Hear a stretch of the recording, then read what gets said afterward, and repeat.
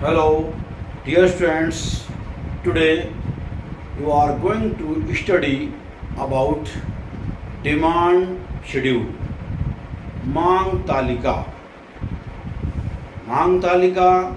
मांग अनुसूची और मांग सारणी। ये सब एक ही नाम है। तो आज आप इस वीडियो में सीखेंगे मांग अनुसूची क्या है, या मांग तालिका क्या है, या मांग सारणी क्या है। प्यारे बच्चों, मांग अनुसूची एक ऐसी तालिका होती है जो किसी वस्तु की विभिन्न कीमतों पर किसी व्यक्ति या व्यक्तियों द्वारा मांगी गई मात्राओं को दर्शाती है। ये कहलाती है मांग सारणी। अब इस संबंध में कुछ अर्थशास्त्रियों ने परिभाषाएं दी हैं मांग सारणी से मुतालिक। तो यहाँ पर सबसे पहले हम वेनहम की परिभाषा लेते हैं।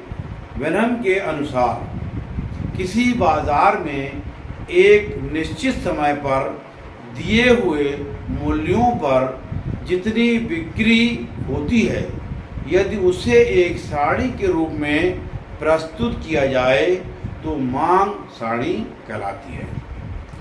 इसी संबंध में प्रोफेसर सैमुअल्सन ने परिभाषा दी है मांग अनुसूची के संबंध में।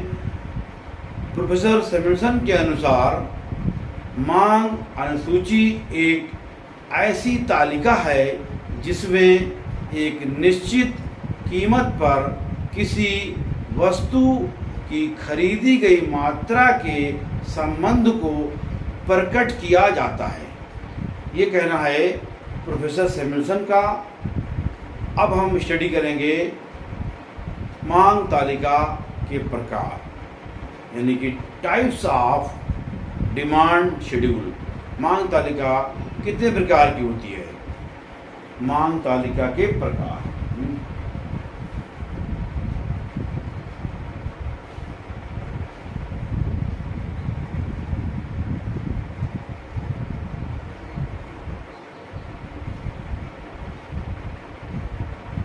मांग तालिका के प्रकार, टाइप्स ऑफ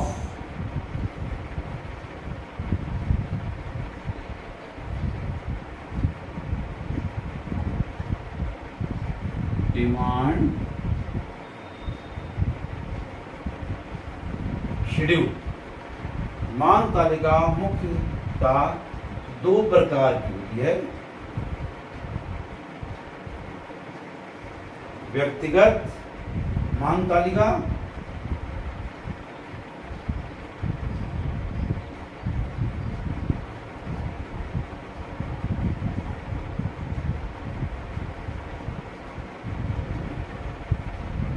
या व्यक्तिगत मांग अनुसूची या व्यक्तिगत मांग सारणी, और दूसरी होती है बाजार मांग तालिका। तो दो प्रकार की ये होती है, व्यक्तिगत मांग तालिका, बाजार मांग तालिका। बाजार मांग तालिका या बाजार मांग अनुसूची या बाजार मांग सारणी। तो ये दो प्रकार की होती है।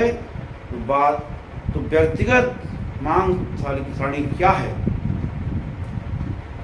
वस्तु की विभिन्न कीमतों पर किसी एक उपभोक्ता की वस्तु की मांग को बताने वाली सारणी को व्यक्तिगत मांग सारणी कहते हैं। इंडिविजुअल डिमांड शेड्यूल, इसको हम कहेंगे इंडिविजुअल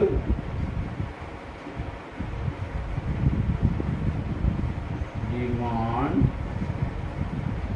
शेड्यूल।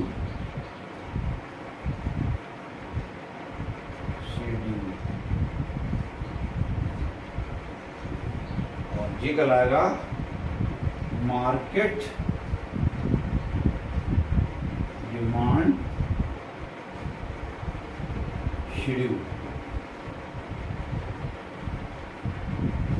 ये व्यक्तिगत मांग तालिका क्या है? ये व्यक्तिगत जो उपभोक्ता, कोई उपभोक्ता जो है वो वस्तु की मांग जो करता है उसको बताने वाली जो तालिका है वो कहलाती है व्यक्तिगत मांग तालिका। तो व्यक्तिगत मांग तालिका जो है इससे हमें क्या जानकारी मिलती है, यानी ये हमें ये क्या जानकारी देती है कि एक निश्चित समय पर वस्तु की विभिन्न मूल्यों पर वस्तु विशेष की कितनी मात्रा की मांग है या उपभोक्ता क्या क्रय करता है, ये हमें इसके बारे में बताती है व्यक्तिगत मांग तालिका। अब हम यहाँ पर एक मांग तालिका बनाते हैं, व्यक्तिगत मांग तालिका। इसको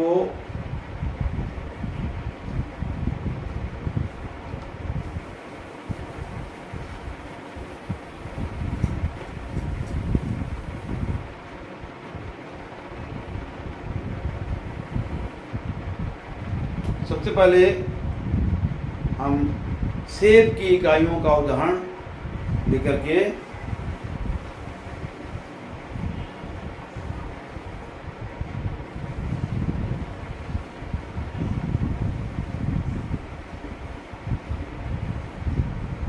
ये बना रहे हैं व्यक्तिगत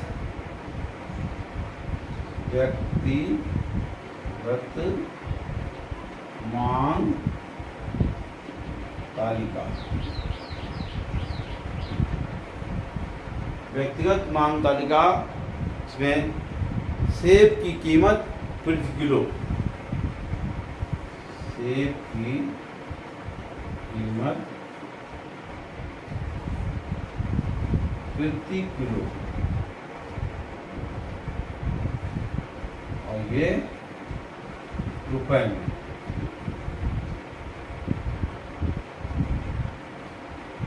तो सेब की मांग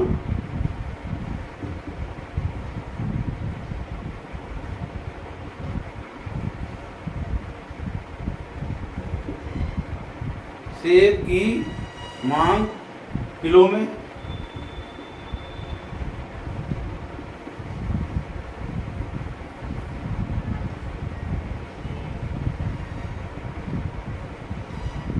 अब यहाँ पर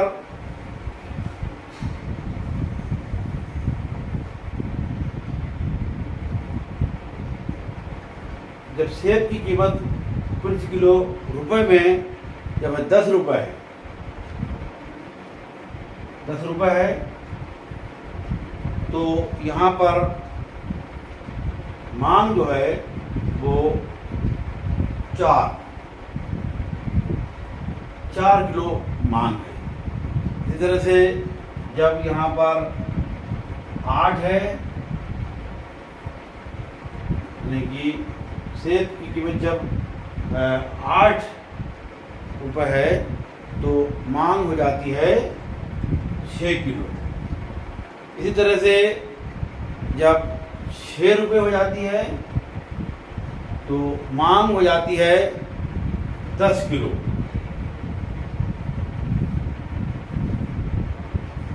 और जब कीमत हो जाती 4 रुपये तो मांग हो जाती है 16 किलो।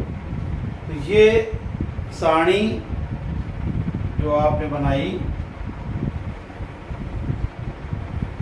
ये कहलाती है व्यक्तिगत मांग सारणी या व्यक्तिगत मांग अनुसूची। तो यहाँ पर हम ये देखते हैं कि जैसे ही जब कीमत जो थी वो 10 रुपये थी तो मांग 4 किलो है।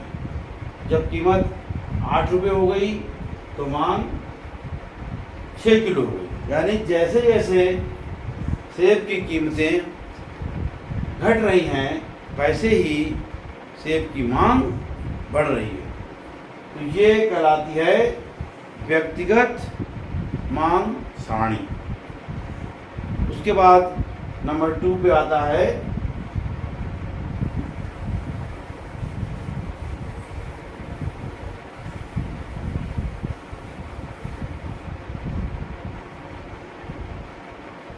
बाजार, बाजार मांग सारणी।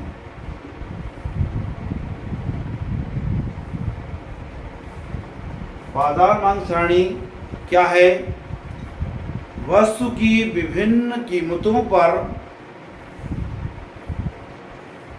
समूचे बाजार यानी सब उपभोक्ताओं की मांग को बताने वाली सारणी को बाजार मांग सारणी कहते हैं। यहाँ पर क्या है, बाजार मांग सारणी जो है वो समूचे उपभोक्ता, जितने भी बाजार में जितने भी उपभोक्ता हैं उन सब की मांग का योग होता है, वो कहलाती है बाजार मांग सारणी या बाजार मांग अनुसूची।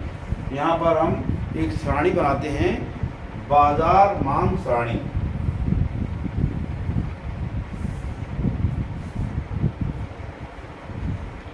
इसमें सेब का एग्जाम्पल लेकर के सेब की कीमत प्रति किलो में, जैसे सेब की कीमत प्रति किलो।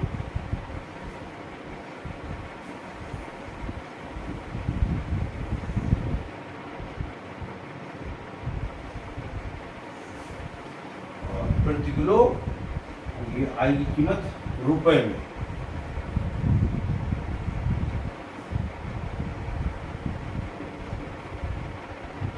रुपए में। और फिर राम की सेब की मांग, राम की सेब की मांग।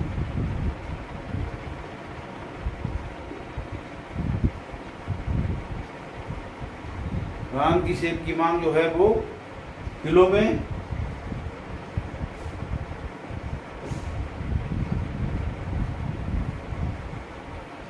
और फिर श्याम की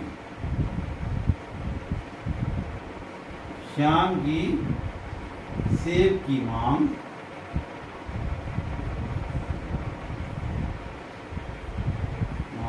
किलो में। उसके बाद लास्ट में आएगा बाजार मांग।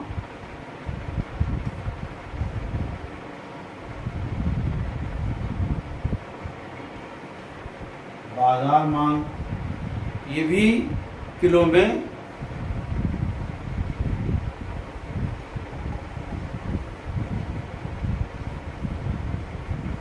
सबसे पहले सेब की कीमत जो है वो जब 10 रुपये है, यहाँ पे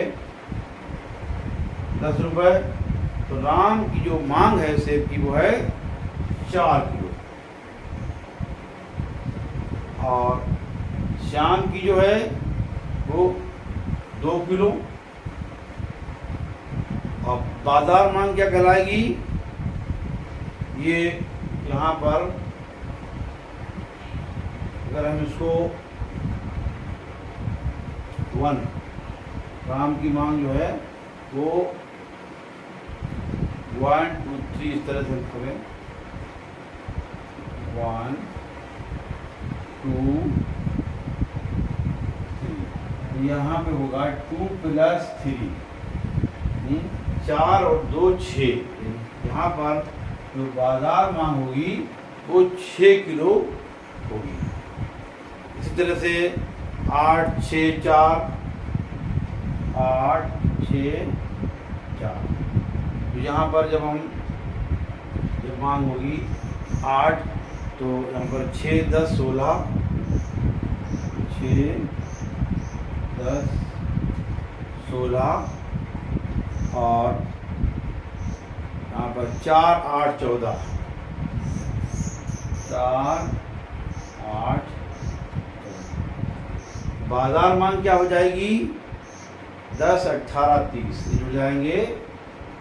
10 18 30। ये सारणी है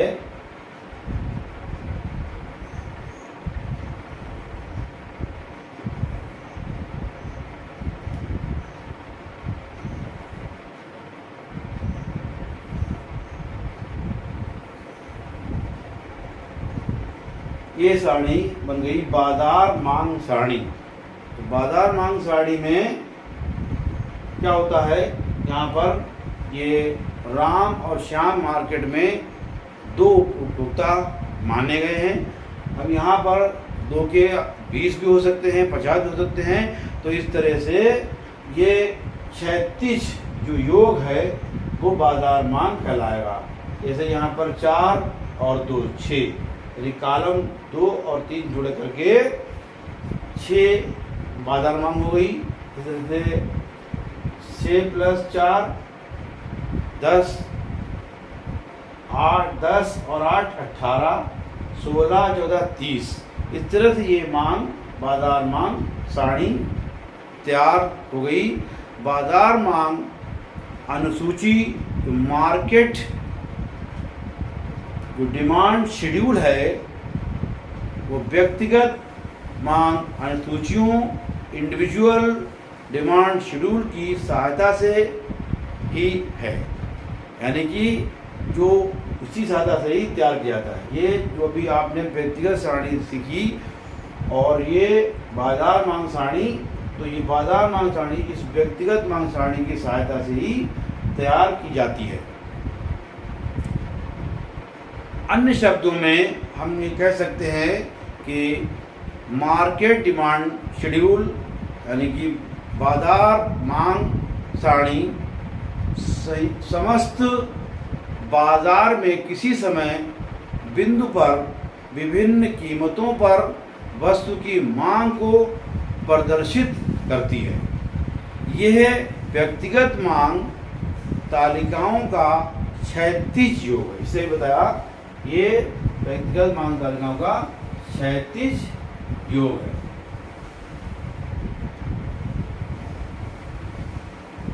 ये क्षैतिज योग हो गया। संक्षेप में हम ये कह सकते हैं कि बाजार मांग अनुसूची किसी निश्चित समय बिंदु पर किसी वस्तु के सभी क्रेताओं की मांग का योग होती है, यानी कि जो टोटल क्रेता हैं मार्केट में उन सब की उनकी मांग का योग होती है। थैंक यू प्यारे बच्चों, आज के इस वीडियो में इतना ही। उम्मीद है आपके ये समझ में टॉपिक आ गया होगा। मांग तालिका, मांग अनुसूची, मांग सारणी या डिमांड शेड्यूल। Thank you.